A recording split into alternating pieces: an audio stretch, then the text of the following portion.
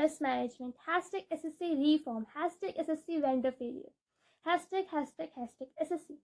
क्यों लगे हैं ये सारे हैशटैग SSC को? यकीन मानिए हमारे देश में कुछ सालों से ऐसा एक भी एग्जाम नहीं बचा है जिसमें पेपर लीक होने की घटनाएं सामने ना आई हो, जिसमें ट्रांसपेरेंसी की कमी हो और बच्चों के जवाब मांगने पर उनके साथ हिंसा न करी हुई हो। रात को एक बजे एसएमएस आता है कि आपका एग्जाम कैंसिल कर दिया गया है। पेपर का पीडीएफ उनके पास पहले आ चुका था। एग्जाम से पहले पेपर एग्जाम से आधा घंटे पहले पेपर आ चुका था। रेडिक्विटी जो कंपनी है वो क्वेश्चन को पिक करवा रही है क्वेश्चन बैंक से एआई के थ्रू। पेपर ऐसा सेट कर रहा है कि 7 से 70% पेपर रिपीट हो रहा है। प्रोबेबिलिटी स्टैटिस्टिक्स का कोई सिलेबस में नामो निशान नहीं, उसके क्वेश्चन आ रहे हैं। 5 बच्चों के साथ सिस्टम बंद हो गए थे, फिर उनको रीअसाइन करा गया। इन्विजिलेटर खुद मोबाइल चलाते रहता है और माउस पे 4 बार क्लिक करो तब जाके वो क्लिक हो रहा है। मुझे तो समझ नहीं आ रहा है कि हमारे देश में न्यूज़ रिपोर्टर्स ये न्यूज़ जरूर दिखाते हैं कि कब कौन से सेलेब ने कौन सा इवेंट ऑर्गेनाइज किया है, उनका एयरपोर्ट लुक आज का कौन सा था, पर ये नहीं दिखाया जाता कि हमारे देश का युवा अपने ही देश में कितना ज़्यादा पीड़ित है।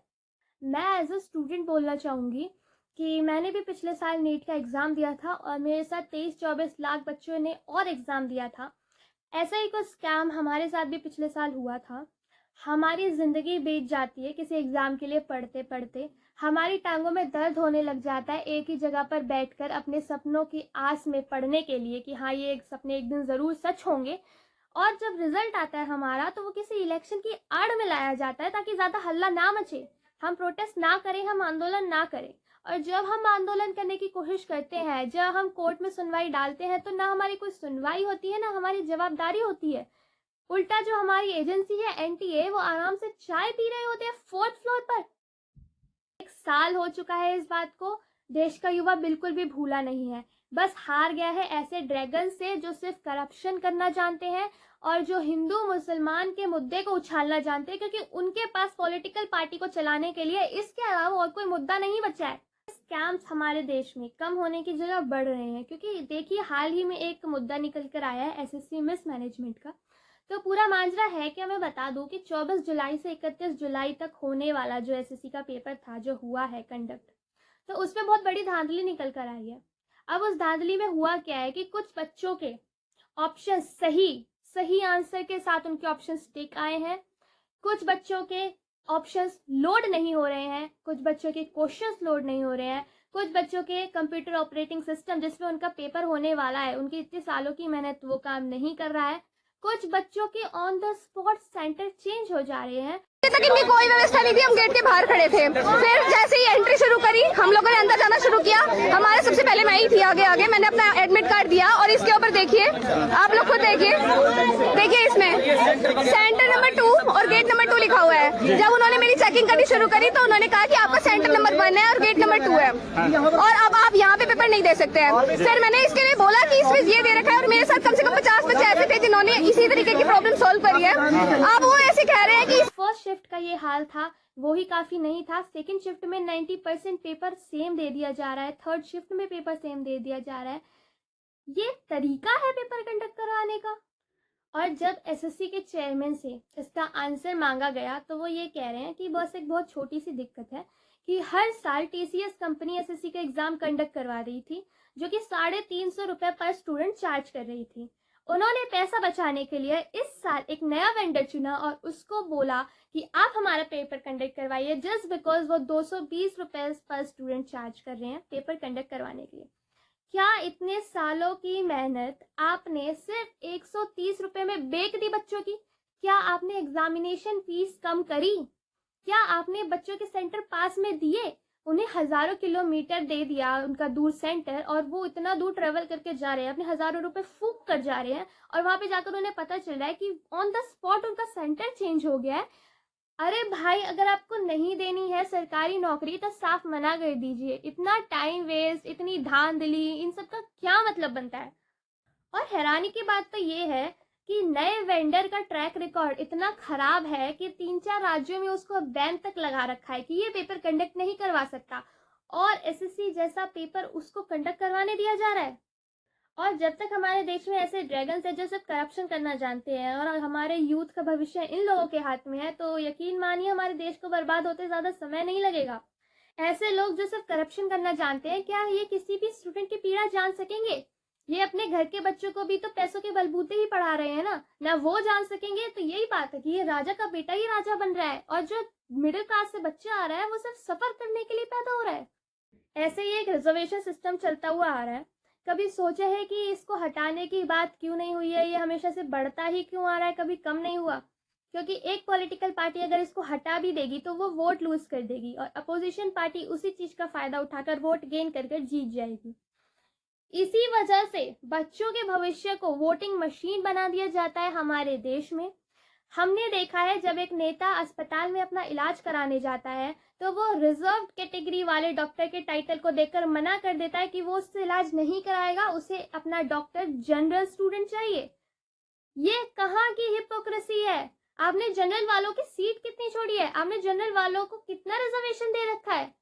जो आप एक्सपेक्ट करते हैं कि आपका इलाज जो है वो जनरल वाले कर रहे हैं, क्योंकि ग्राउंड रियलिटी तो सब जानते हैं कि हर अनरिजर्व्ड बच्चा अमीर नहीं होता है। बहुत लोअर मिडिल क्लास से भी वो आते हैं जो फीस अफोर्ड नहीं कर सकते हैं प्राइवेट की, प्राइवेट भी छोड़ो सेमी गवर्नमेंट की भी नहीं कर सकते हैं। और हर रिजर्व्ड बच्चा गरीब फैमिली से हो ये जरूरी नहीं है। अगर रिजर्वेशन सिस्टम किसी अच्छे पढ़े लिखे नेता ने लगाया होता तो वो ये लगाता कि हम फैमिली इनकम देख कर रिजर्वेशन दे, हम फैमिली बैकग्राउंड देख कर रिजर्वेशन दे, तो जिनको जरूरत है उनको रिजर्वेशन मिले। बट ऐसा हमारे देश में नहीं होगा, क्योंकि हमारे यहाँ नेता बनने के लिए, हमारे यहाँ किसी भी गवर्नमेंट में जाने के लिए इतने स्कैम हो रहे हैं, इतनी धांधलियां हो रही है। क्यों? क्योंकि राजा का बेटा ही तो राजा बनेगा, और अगर राजा का बेटा राजा बनेगा तो वो इतने अच्छे डिसीजंस और इतने पढ़े लिखे डिसीजंस कैसे ले पाएगा? देखिए, ये सारे जितने भी मुद्दे हैं ये ऐसे देश में बहुत कॉमन है जहां पर कुछ भी पार्टी फॉर्म होने से पहले उसकी जांच पड़ताल नहीं होती है। Home minister, finance minister, health minister, education minister बनाने से पहले कोई क्राइटेरिया सेट नहीं किया जाता है। क्यों हमारे देश में IAS, IPS जैसे पढ़े लिखे लोगों को इन पदों के लिए नहीं चुना जाता है? क्यों हमारे स्कूल्स में, कॉलेजेस में करियर काउंसलिंग नहीं की जाती है? देखिए, सवाल बहुत सारे हैं और उनकी जवाबदारी किसी के पास नहीं। तो ये कहने में कोई हर्ज नहीं होगा कि हमारा जो पढ़ा लिखा युवा है वो आए दिन देश छोड़ने को मजबूर हो जाएगा, और देश छोड़ने से पहले वो सोचेगा भी नहीं एक बार। फिर ये देश जो है वो सिर्फ लीडर्स का गेम बनकर रह जाएगा और अनेकता में एकता वाला जो देश था हमारा, बिखरते समय नहीं लगेगा। पता है, मैंने एक कविता लिखी थी जब मैं 17 साल की थी, और अगर आप वो सुनेंगे तो आप बोलेंगे कि 17 साल का बच्चा ये नहीं लिख सकता है। तो मैं उसकी कुछ चंद पंक्ति अगर सुनाऊं तो वो कुछ ऐसे है।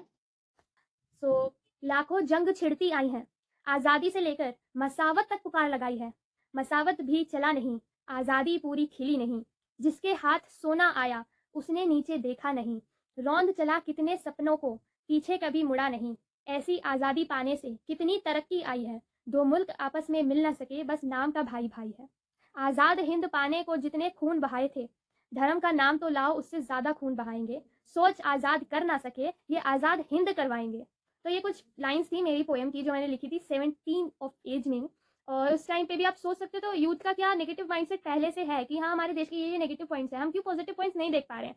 Because we are from middle class family और हमारा स्ट्रगल ही इतना बड़ा होता है कि हम ढूंढ ही नहीं पाते हैं पॉजिटिव पॉइंट, हमें सिर्फ नेगेटिव पॉइंट्स दिखते हैं। हमारी एम्प्लॉयमेंट जा रही है, हमारी एज जा रही है, हमारी टीनेज चली गई, सिर्फ किस लिए? जॉब पाने के लिए। और जॉब जब पाने जाओ तो धांधली होती है। तो क्या करेगा युवा ऐसे देश? देखिए, यूथ जो है हम एग्जाम्स दें, एग्जाम्स की तैयारी करें, जॉब दे, जॉब की तैयारी करें, या कोर्ट के चक्कर लगाए जंतर मंतर पर आंदोलन करें। एक तो हमारा कोई साथ नहीं देता, और अगर साथ देता है तो भी उस पर लाठी चार्ज कर दी जाती है, जैसे टीचर्स पर लाठी चार्ज कर दी गई थी, बच्चों पर लाठी चार्ज कर दी गई थी अभी। ये है हमारे देश के टॉप एजुकेटर्स जिन्हें घसीट कर ऐसे ले जाया जा रहा है जैसे ये कोई क्रिमिनल्स हो। कोई सुनवाई नहीं है, किसी की कोई जवाबदारी नहीं है, कोई रिस्पांस नहीं है, और अगर रिस्पांस मांगा जाए तो ये कहा जाता है कि ये टेंडर की गलती है। अरे टेंडर भी तो आपने ही सेट करा है ना। ये धन्य हो ये देश, धन्य हो ये करप्शन, धन्य हो हमारी सरकार, एजुकेशन सिस्टम हमारा धन्य धन्य हो। गाना गाया जाता था ये देश है वीर जवानों का, लेकिन अब मैं ये कहना चाहूंगी ये देश नहीं है वीर जवानों का, ये देश है सिर्फ और सिर्फ करप्शन खाने वालों का।